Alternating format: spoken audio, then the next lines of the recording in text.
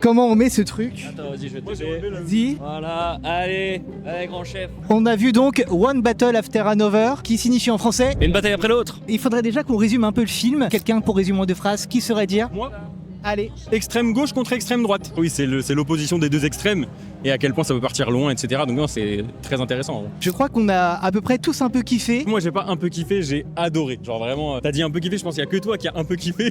Le rythme est fou sur 2h40. Moi, j'avais un peu peur de m'ennuyer. On s'ennuie pas du tout. Beaucoup de scènes marquantes, des scènes pour moi qui vont devenir cultes. Il me faut un peu de recul aussi, mais je sais que voilà, j'ai beaucoup aimé. Franchement, je dirais plus jamais que j'aime pas trop les films d'action parce que c'est ce genre de film d'action du coup qu'on veut voir. Franchement, la prestation des acteurs était incroyable, c'était bien ficelé et le temps du film n'est pas du tout ce que j'ai ressenti pour le coup. Donc franchement, je suis trop contente. Je m'attendais à rien et je suis trop contente. Voilà. Qu'est-ce qu'on a pensé, Amaury? Alors je vais abuser des superlatifs, mais j'ai trouvé ça exceptionnel. Paul Thomas Anderson fait un grand film, 2h50 qu'on voit absolument pas passer. Donner un Oscar à Sean Penn, vraiment, parce que là c'est totalement mérité. Prestation de fou. DiCaprio, on est habitué à le voir exubérant, etc. Mais alors Sean Penn dans un rôle comme ça, c'est parfait. La mise en scène est excellente aussi, il y a des idées de plans qui sont vraiment magnifiques et ce dès le départ. Génial, moi je suis trop content et j'adore Paul Thomas Anderson en plus, donc là moi j'ai pris mon pied max. Bonsoir.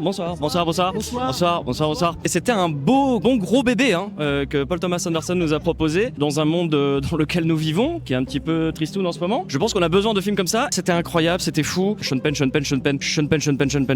Ça fait très longtemps qu'on l'a pas vu comme ça. Et surtout, la musique. Johnny Greenwood, guitariste de Radiohead, voilà. Radiohead toujours dans les bons coups. Et viva la révolution!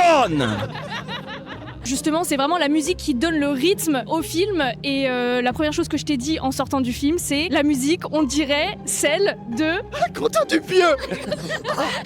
Genre vraiment, elle est entêtante, c'est du piano qui reste vraiment genre pendant des heures et Sean Penn. C'est incroyable, enfin, je veux dire, c'est d'une efficacité redoutable. Et voilà, même DiCaprio, même si on a l'habitude de le voir dans ces personnages-là, c'est toujours un tel kiff de l'entendre hurler des saloperies toutes les 5 secondes.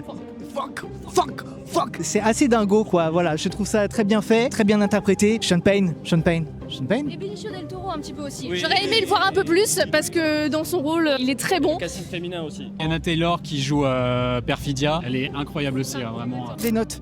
On doit noter maintenant. Sur 5 Moi je mets 4 sur 5. 4 ou 4,5. C'était incroyable sur 5. On ne note pas l'art, il a raison. Là je suis sur un bon 4,5 sur 5. Coup de cœur. Ouais, moi je rejoins un peu l'équipe 4. Et moi, je mets aussi un 4. Comme dirait Magaloche.